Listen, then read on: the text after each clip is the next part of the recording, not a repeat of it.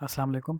आज की हमारी लैब डेटाबेस पे है और हम इसमें देखेंगे कि हम कैसे अपनी एप्लीकेशंस के साथ डेटाबेस को इंटीग्रेट कर सकते हैं। कोई भी एप्लीकेशन उसमें डेटाबेस की इन्वॉल्वमेंट मस्ट होती है। आप अपनी एप्लीकेशन का जितना भी डाटा होता है वो उस डेटाबेस में ही सेव करते हैं। फॉर एग्जांपल अगर कोई गेम है तो उस गेम की जो स्टेट है वो डेटाबेस में जाके सेव होगी। इस तरह अगर कोई मैनेजमेंट सिस्टम है, for example university management system है, तो वो स्टूडेंट का सारा रिकॉर्ड हमारे पास डेटाबेस में ही सेव होता है और फिर हम उस डेटाबेस से हम उस रिकॉर्ड को देख सकते हैं, उसको एडिट या डिलीट कर सकते हैं। तो जो डेटाबेस हम अपने कोड में यूज़ करेंगे वो एम एस एक्सेस है। आप स्टार्ट में जाएंगे और यहाँ पे जाके आप एक्सेस टाइप करें तो जो आपका एम एस ऑफिस का जो पैकेज होता है उसी में ये प्रोडक्ट इंस्टॉल्ड होती है एक्सेस की। यानी आपको इसको अलग से डाउनलोड करने की ज़रूरत नहीं है। अगर आपने माइक्रोसॉफ्ट ऑफिस को डाउनलोड करते वक्त सारे पैकेजेस उसमें इंक्लूड किए थे तो ये भी उसमें शामिल होता है। बट इन केस अगर ये आपके एम एस ऑफिस में इंस्टॉल नहीं था तो फिर आपको इसको अलग से डाउनलोड करना पड़ेगा और इसकी जो इंस्टॉलेशन है वो बहुत ही स्ट्रेट फॉरवर्ड है। आप गूगल पे टाइप करें एम एस एक्सेस 2013 से ऑनवर्ड्स रिकमेंडेड है और इसका सेटअप फाइल डाउनलोड करें, उसके बाद इसको इंस्टॉल कर लें। इंस्टॉलेशन में इसको स्ट्रेट फॉरवर्ड सी है, नेक्स्ट नेक्स्ट प्रेस करना है आपने, इसमें कोई कम्प्लेक्सिटी इन्वॉल्व नहीं है। जब आपके पास एम एक्सेस ओपन हो जाएगा तो फिर ये जो फर्स्ट स्क्रीन आप देख रहे हो इसमें आपने सेलेक्ट करना है ब्लैंक डेटाबेस को। यहाँ पे आप अपने डेटाबेस का नाम देंगे। अब ये वो जगह है जहाँ पे आपका सारा डाटा आके सेव होगा, तो इसको भी जो आपने नेम देना है वो मीनिंगफुल होना चाहिए।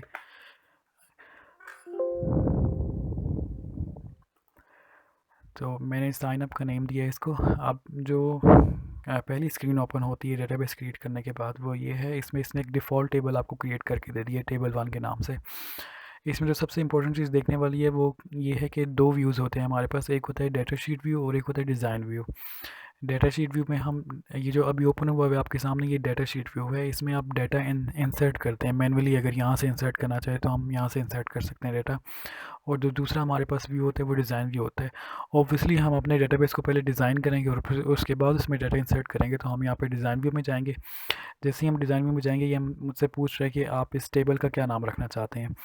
तो मैं जो लोग जो साइन अप करेंगे हमारी एप्लीकेशन को, मैं उनका रिकॉर्ड सेव करना चाह रहा हूँ। तो मैं इसका नाम पर्सन रख देता हूँ। इस टेबल का नाम होगा पर्सन। अब ये इसका डिज़ाइन व्यू है। इसमें जो पहला कॉलम मुझे विजिबल होगा जो इसने ऑटोमेटिकली क्रिएट किया हुआ है वो है आईडी। हर टेबल की कोई ना कोई आईडी होती है, वो यूनिकली रिप्रेजेंट कर रही होती है हर रिकॉर्ड को। और ये होता है ऑटो नंबर यहाँ पे, यानी ये फर्स्ट कॉलम जो है ये फील्ड का नेम आ रहा है और सेकंड उसकी डेटा टाइप आ रही है हमारे पास। यानी फर्स्ट नेम फील्ड नेम हमारे पास यहाँ पे आईडी है। यानी हर पर्सन की कोई ना कोई आईडी असाइन होगी और वो आईडी मैं नहीं असाइन करूँगा, ये M S access automatically increment करता रहेगा starting from 1 2 3 4 and so on. वो उसको ऑटो नंबर करता रहेगा।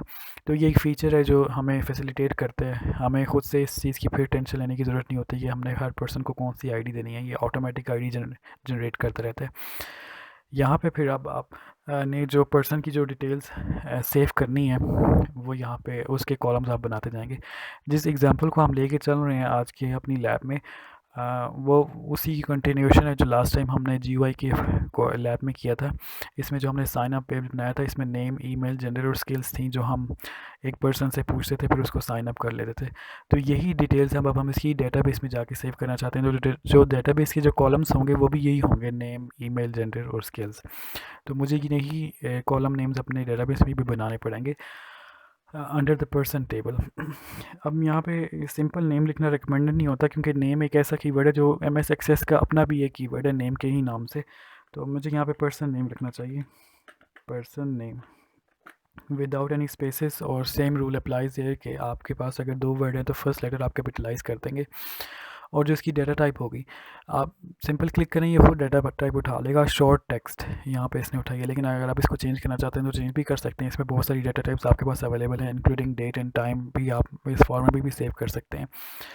तो चूँकि नेम है और ये टेक्स्ट है, text is a type of string. जैसे हम कोड में स्ट्रिंग टाइप लेते हैं ना तो उसमें एम एस एक्सेस में हम इसको शॉर्ट टेक्स्ट बोल सकते हैं। यानी जिसमें स्पेशल कैरेक्टर्स भी आ जाएंगे, नंबर भी आ जाएंगे और लेटर्स भी आ जाएंगे हमारे पास। तो पर्सन नेम हो गया। सेकंड जो हम कॉलम रखना चाहते हैं वो है ईमेल का। ईमेल को भी शॉर्ट टेक्स्ट ही होना चाहिए, इसमें भी अल्फ़ा न्यूमेरिक कैरेक्टर्स आ सकते हैं। और उसके बाद हमारे पास जेंडर है। जेंडर भी शॉर्ट टेक्स्ट ही चलेगा हमारे पास, और उसके बाद हमारे पास जो चौथी चीज़ है वो स्केल्स हैं, हम उसकी पर्सन की स्केल्स भी सेव करवाते हैं अपने पास, और वो भी हमारे पास शॉर्ट टेक्स्ट में ही होंगी। तो यहाँ पे आप अगर चेंज करना चाहते हैं तो आप इसको यहाँ से चेंज कर सकते हैं। अगर आपने फॉर एग्जांपल कोई ऐसी फील्ड है आपकी जो कि नंबर जिसकी डाटा टाइप बनती है, आपने वहाँ पे कोड में इंटीजर रखी हुई है, तो आप यहाँ पे उसको नंबर सेट करेंगे क्योंकि उसमें नंबर सेव होंगे सिर्फ। यहाँ पे चूँकि हमारे पास सारी की सारी स्ट्रिंग फॉर्म में ही है, तो इसलिए मैंने इसको शॉर्ट टेक्स्ट रखा हुआ है। अगर कोई ऐसा टेक्स्ट एरिया आपने दिया है जहाँ पे बहुत ज़्यादा टेक्स्ट आ सकता है, तो फिर आप लॉन्ग टेक्स्ट भी दे सकते हैं। फॉर एग्जांपल नोट पैड की एग्जांपल हमारे साथ है जिसमें हम नोट पैड में बहुत ज़्यादा टेक्स्ट इंटर कर सकते हैं, तो उस केस में हम लॉन्ग टेक्स्ट भी रख सकते हैं। लेकिन ये जो फील्ड है सारी की सारी शॉर्ट टेक्स्ट में पूरी हो जाती हैं। तो यहाँ पे इसका हमारा जो डिज़ाइन है वो कंप्लीट है। अब इसको हम अगेन डेटा शीट व्यू में जाएंगे तो हमारे पास सारे के सारे जो कॉलम्स हमने बनाए हैं वो हमें विजिबल हो रहे होंगे। ID, person name, email, gender, skills. ये जो आईडी है ये मुझे एंटर करने की परमिशन नहीं है क्योंकि ये ऑटो नंबर मैंने सेलेक्ट किया हुआ था। ऑटो नंबर का मतलब ये है कि ये खुद जो है वो उसको इंक्रीमेंट करके स्टार्टिंग फ्रॉम 1 और इंक्रीमेंट करता रहेगा हर रिकॉर्ड के लिए।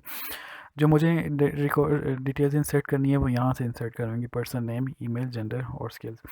अब यहाँ पे जो डिटेल्स मैं इंसर्ट करूँगा वो यहाँ पे भी कर सकता हूँ। जैसे अभी मेरे पास डेटा शीट व्यू ओपन है तो मैं यहाँ पे भी इसकी डिटेल्स इंसर्ट कर सकता हूँ। पर्सन नेम मेरे पास ये हो गया, ये मेरे पास ईमेल हो गई,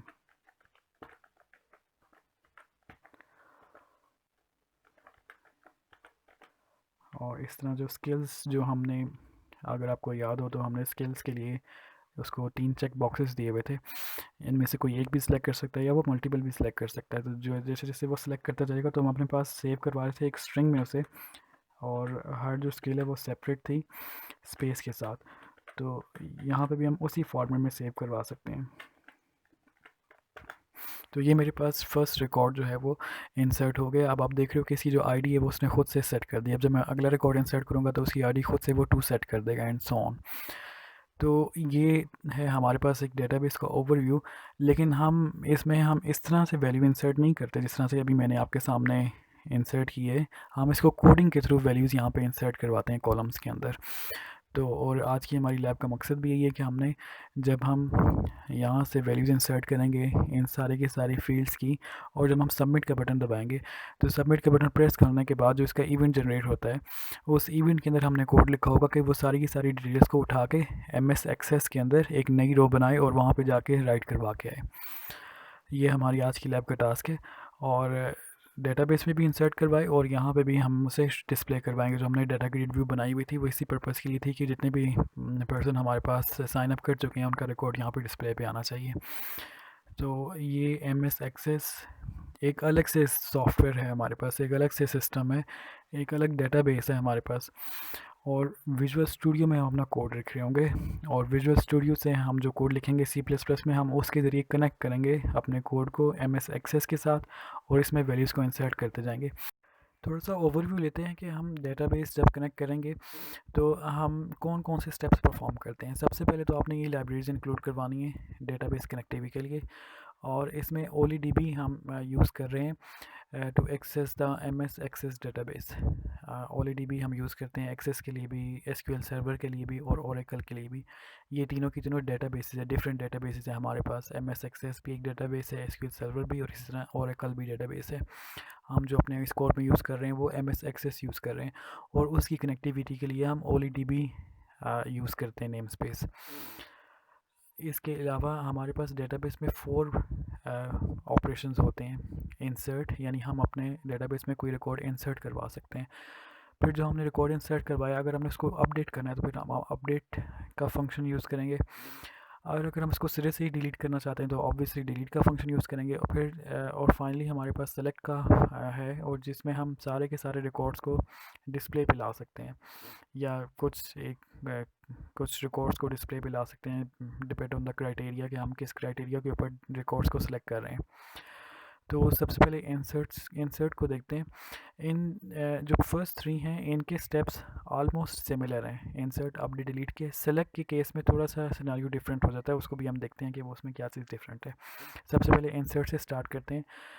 तो सबसे पहला काम जो आपने करना होता है डेटाबेस कनेक्टिविटी के लिए वो हम कनेक्शन क्रिएट करते हैं सबसे पहले। और कनेक्शन के लिए जो क्लास हम यूज़ कर रहे हैं वो OLEDB कनेक्शन है। इस सिंटेक्स से अब आपको फेमिलराइज हो जाना चाहिए। ये सब की सब क्लासेस क्रिएट कर रहे हो आप। ये OLEDB कनेक्शन एक क्लास है, ये उसका इंस्टेंस क्रिएट किया है, CONN कनेक्शन यानी। और ये जो सिंबल है, अब हम ये चूँकि .NET फ्रेमवर्क में काम कर रहे हैं तो उसके लिए यहाँ पे हमारे पास हम इस फॉर्मेट में इंस्टेंसेस क्रिएट करते हैं। It's very similar to the previous oop जो आप पढ़ते आ रहे हो, जिस तरह हम इंस्टेंस क्रिएट करते थे, ये सिमिलर है, सिर्फ आपने सिंबल को सिंबल की एडिशन होगी हमारे पास यहाँ पे। तो सबसे पहले आपने कनेक्शन क्रिएट करना होता है अपने पास। फिर सेकंड स्टेप, हम उस कनेक्शन पे कोई ना कोई कमांड चलाएंगे। Think of connection as a bridge between the Visual Studio C++ code and the MS Access। जब एक बार जो ब्रिज क्रिएट हो गया तो सेकंड स्टेप, अब उस ब्रिज के ऊपर कोई कार रन करेगी तो ये OLEDB कमांड आप समझ लो कि एक कार है, एक ट्रक है बेसिकली, ट्रक। इसमें सामान हम भेजेंगे और वापस लेकर आएंगे। सामान का मतलब डाटा। तो वो जो कार है हमारे पास वो है CMD, OLEDB कमांड। इन दोनों को फ़िलहाल इनिशलाइज़ नहीं किया हुआ, नल पॉइंटर्स रखा हुआ, सेट किया हुआ। उसके बाद आपने कनेक्शन OLEDB कनेक्शन का इंस्टेंस क्रिएट किया हुआ है। और ये इंस्टेंस क्रिएट करते वक्त ये इन्फॉर्मेशन कहाँ से आएगी, ये अभी हम आगे चल के देखते हैं। फिर आपने जब एक मतलब कनेक्शन क्रिएट कर लिया, फिर उस कनेक्शन को ओपन करना होता है और उस कनेक्शन पे कमांड रन करनी होती है अपनी। अब कमांड का हमने इंस्टेंस क्रिएट किया।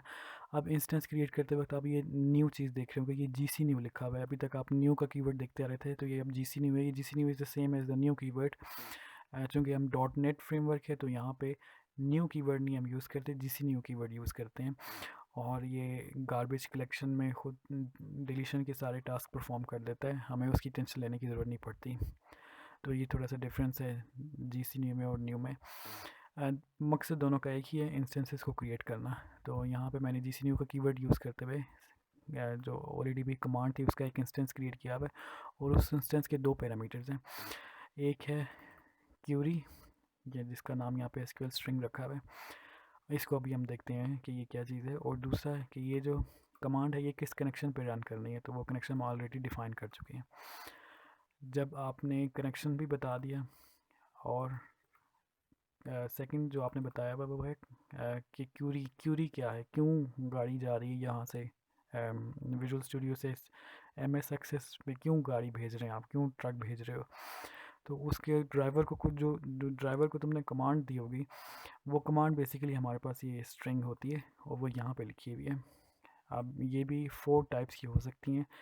इंसर्ट के लिए अलग होती है, अपडेट के लिए, डिलीट और सेलेक्ट के लिए अलग अलग होती हैं। अभी जो हमने डेटाबेस में MS Access में जो डेटाबेस बना के आए थे, उसमें हमने डाटा इंसर्ट करना है ना, पर्सन नेम इंसर्ट करना है, ईमेल, जेंडर और स्किल्स इंसर्ट करवानी है हमने। तो इसके लिए हमें क्यूरी लिखनी पड़ेगी। अब ये जो क्यूरी है, it's a part of the SQL language. ये इट्सेल्फ एक सेपरेट लैंग्वेज है, जिसको कि आप डिटेल में 5th सेमेस्टर में शायद या 6th सेमेस्टर में डेटाबेस का जब आपका कोर्स आएगा तब आप डिटेल में पढ़ेंगे ये क्यूरीज़ को। यहाँ पे हम सिर्फ इस हद तक पढ़े हैं जहाँ पे आपको अपने प्रोजेक्ट में चाहिए होंगी। तो इंसर्ट अब करवाना है आपने अपने डेटाबेस में, तो उसके लिए हम जो क्यूरी है वो लिखेंगे इंसर्ट इनटू, ये कीवर्ड है, आगे टेबल का नाम, टेबल 1, वो मैंने डिफ़ॉल्ट नेम फ़िलहाल रखा हुआ है इस केस में, टेबल 1 यानी जो टेबल का नाम है आपका वो आ जाएगा। और फिर पैरेंथेसिस के अंदर उस टेबल की जो भी फील्ड्स हैं वो यहाँ पे आ जाएंगी। हमने जो फील्ड्स रखी थी, कॉलम्स रखे थे, वही है कि। और फिर वैल्यूज़ का कीवर्ड बताएंगे आप, और फिर वैल्यूज़ के अंदर आप जो भी वैल्यूज़ हैं आपकी वो यहाँ पे लिखेंगे। ये अभी हम कोड में प्रॉपर यूज़ करेंगे, फिर आपको इसकी ज़्यादा बेटर अंडरस्टैंडिंग होगी कि ये नेम, ईमेल, जेंडर, ये सारे के सारे वेरिएबल्स हैं जिनकी वैल्यूज़ उठा के हम यहाँ पे रिप्लेस कर देंगे। तो ये प्रॉपर क्यूरी बन जाएगी हमारे पास। इसको हम बोलते हैं क्यूरी, SQL क्यूरी। ये लैंग्वेज है हमारे पास SQL की, स्ट्रक्चर्ड क्यूरी लैंग्वेज। ये उसका प्रॉपर एक पूरा सिंटैक्स है जो हम यूज़ करते हैं क्यूरीज करने के लिए अपने डेटाबेस को। इन अदर वर्ड्स, ये ड्राइवर की इंस्ट्रक्शंस हैं कि वो जो ट्रक में जा रहा है तो उसमें ट्रक में उसको बताया हमने कि आपने करना क्या है। तो हम उसको बता रहे हैं कि आपने टेबल 1 पे जाके डाटा इंसर्ट करके आना है, एक नई रो इंसर्ट करनी है, और किस किस कॉलम में करनी है ये वो कॉलम्स के नाम बता दिए, और फिर उनकी वैल्यूज़ बता दी आगे कि ये वो वैल्यूज़ हैं जो आपने जाके इंसर्ट करनी है। तो इसको अगर हम समझने के लिहाज से करें तो हमने एक ड्राइवर को ये इंस्ट्रक्शन बता दी, और उसके जो कार थी उसके पास उसमें ये लोड कर दिया सारा का सारा डेटा। अब वो क्या करेगा, यहाँ से जैसे ही हम ये cmd एग्जीक्यूट नॉन क्यूरी करते हैं, ये फंक्शन हम कॉल करेंगे। ये फंक्शन हम यूज़ करते हैं इंसर्ट के लिए, अपडेट के लिए और डिलीट के लिए। हम सेम फंक्शन यूज़ करते हैं कमांड का, cmd एग्जीक्यूट नॉन क्यूरी। तो अब वो यहाँ से ये क्यूरीज एग्जीक्यूट हो जाएगी हमारे पास, जो भी हमने ऊपर कनेक्शन बनाया है इस कनेक्शन के ऊपर ये कमांड एग्जीक्यूट हो जाएगी।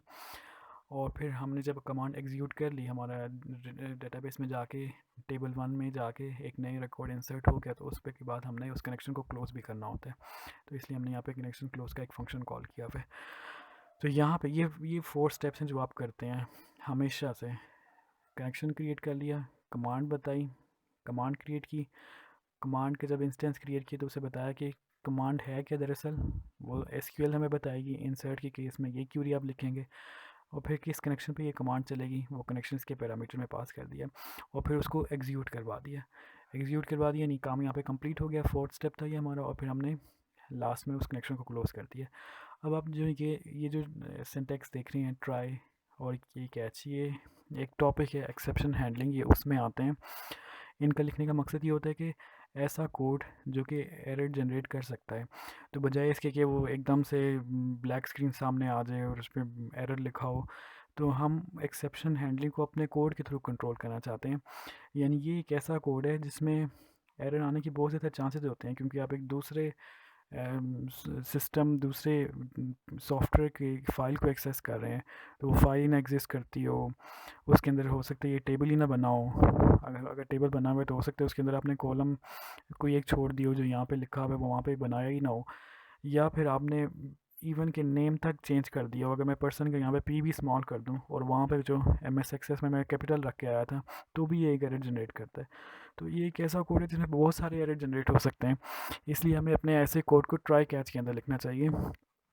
ट्राई का मतलब है कि ये कोड ट्राई करो, अगर तो सक्सेसफुल एग्जीक्यूट हो जाता है तो ठीक है, फिर हम ये कैच वाला ब्लॉक एग्जीक्यूट नहीं करवाएंगे। और इन अदर वर्ड्स, अगर हमने जब ट्राई में जो भी कोड लिखा हुआ है उसमें कोई एरर जनरेट हो गया है, तो क्या होगा कि वो ब्लैक स्क्रीन नहीं हमें शो करेगा, एकदम से क्रैश नहीं हो जाएगा, बल्कि वो जंप कर जाएगा कैच के अंदर, यानी इस ब्लॉक के अंदर जंप कर जाएगा। और इसमें हमें कुछ ऐसा कोड लिखना चाहिए जो कि उसकी रेमेडी कर सके जो भी हमारे पास एक्सेप्शन आई है। ये आपका एक फुली फ्लेज एक सेपरेट टॉपिक है जिसको कि हम किसी और लैब में कवर करेंगे। यहाँ पे आपने इसको बस इतना ही समझना है कि ट्राई के अंदर हमने कोड लिखा जो कि एरोनियस था, एरोनियस बिहेवियर शो कर सकता था। अगर तो ये चल गया सही तरह तो ठीक है, ये इफ़ एल्स की तरह ही एक तरह से, इफ़ आपने लिखा अगर तो ये कोड चलता है तो ठीक है, एल्स वाला पार्ट एग्जीक्यूट नहीं होता, आगे इससे जो आगे लिखा होगा आपने वो एग्जीक्यूट हो जाएगा। और अगर यहीं पे एरर आ गया तो आपका कैच वाला पार्ट एग्जीक्यूट होता है, और यहाँ पे आपने कोई ना कोई अपने रेमेडी का कोड लिखा होता है कि इस एक्सेप्शन को आपने रिमूव कैसे करना है। तो इंसर्ट के केस में ये था। बाकी अपडेट के केस में भी बिल्कुल ऐसे ही स्टेप्स सारे के सारे सेम रहते हैं। पहले आप कनेक्शन क्रिएट करेंगे, फिर कमांड क्रिएट करेंगे, कमांड को बताएंगे कि करना क्या है और किस कनेक्शन पे करना है। और अपडेट के केस में हमारे पास जो SQL है, जो क्यूरी है SQL की, वो थोड़ी डिफरेंट हो जाएगी। हम अपडेट करना चाहते हैं किस टेबल को, टेबल 1 को, और इसके अंदर हम क्या चीज़ें सेट करना चाहते हैं। ये सेट कीवर्ड है, फिर पर्सन नेम को इस नेम से सेट कर दो, जेंडर को यहाँ से, स्केल्स को इस वेरिएबल के अंदर जो वैल्यू आएगी वहाँ से। और अब हमने अपडेट करते वक्त वेयर का एक क्लॉज लगाना होता है, यानी कि हम किसी एक रिकॉर्ड को सेट कर रहे होते हैं ना, तो हम लेट से हम ईमेल की बेसिस पे रिकॉर्ड अपडेट कर रहे हैं। जिस ईमेल की आईडी मैच हो जाएगी हमारे बताए हुए ईमेल से, सिर्फ वो रिकॉर्ड अपडेट होना चाहिए हमारे पास। बाकी सारा का सारा प्रोसेस वही है, हम एग्जीक्यूट करवाएंगे और फिर कनेक्शन को क्लोज़ कर देंगे। और अगेन ये सारा का सारा कोड हमने ट्राई कैच के अंदर लिखा होगा। फाइनली फिर डिलीट का है, तो फिर कनेक्शन क्रिएट करना है, वही स्टेप्स, कमांड क्रिएट करेंगे, कनेक्शन को इनिशलाइज़ करेंगे। ये जो इनिशलाइजेशन है ना, ये हम जब कोड लिखेंगे तब मैं आपको बताऊंगा कि ये कैसे आई है। कनेक्शन को ओपन किया, कमांड क्यूरी बताई उसे किस कनेक्शन पे ये क्यूरी चलेगी, उसको एग्जीक्यूट करवाया, कनेक्शन को क्लोज़ कर दिया।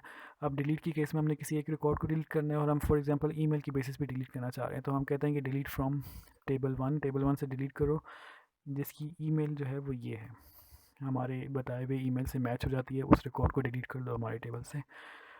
फाइनली जो है वो थोड़ा सा डिफरेंस जो चीज़ थी हमारे पास वो सेलेक्ट की केस है। स्टेप्स इसमें भी वही रहेंगे, आपने पहले कनेक्शन क्रिएट करना है, फिर कमांड क्रिएट करनी है।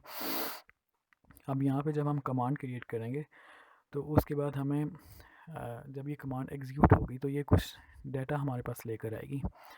फॉर एग्जांपल, और वो कौन सा डाटा होगा जो हमने इस क्यूरी में बताया होगा। इसमें हमें बताया हुआ है सेलेक्ट स्टैटिक। स्टैटिक का मतलब सारे के सारे कॉलम्स आपने पिक कर लेने हैं।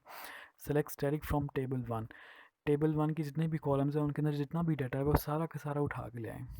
तो ये जब टेबल एक पूरा का पूरा उठा के ला रही है ये क्यूरी, तो इसको कहीं ना कहीं सेव भी तो करवाना ना हमने। तो उसके लिए हमारे पास एक रीडर होता है, हमारे पास OLEDB रीडर। हमने उसका एक इंस्टेंस क्रिएट किया और उसके आगे ये क्यूरी एग्जीक्यूट करवाई है।